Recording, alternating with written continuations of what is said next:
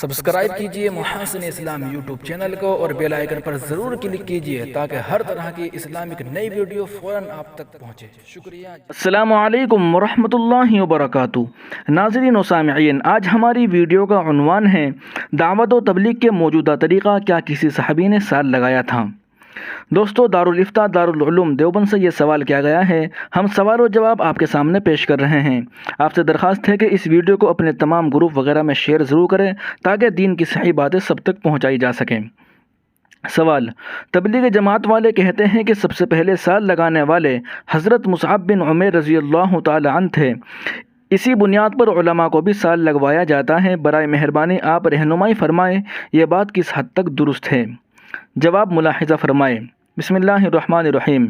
موجودہ تبلیغی جماعت کا طریقہ کار خود جماعت والوں کا ایجاد کردہ طریقہ ہے۔ حضرت مولانا الیاس صاحب رحمۃ اللہ علیہ سے قبل اس نہج پر کبھی تبلیغی کام نہیں ہوا ہے۔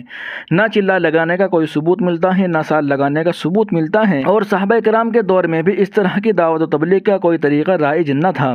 حضرت مصعب بن عمیر رضی اللہ تعالی عنہ کا موجودہ طریقہ کار پر سال لگانا محتاج دلیل ہے۔ واللہ تعالی عالم۔ دارالفتاء دارالعلوم دیوبند۔ دوستو، یہ تھا دارالعلوم دیوبند کا فتویٰ کہ دارالعلوم دیوبند کے فتوے میں لکھا ہوا ہے حضرت مصعب بن عمیر رضی اللہ تعالیٰ عنہ کا موجودہ طریقہ کار پر سال لگانا محتاج دلیل ہے۔ یعنی اس طریقے کی کوئی بات نہیں ہے، کوئی دلیل کسی کے پاس نہیں ہے کہ کسی صحابی نے سال لگایا ہے۔ اس لیے جو ایسی باتیں کرتے ہیں ان کو چاہیے کہ دلیل پیش کرے، دلیل سے بات کیا کریں۔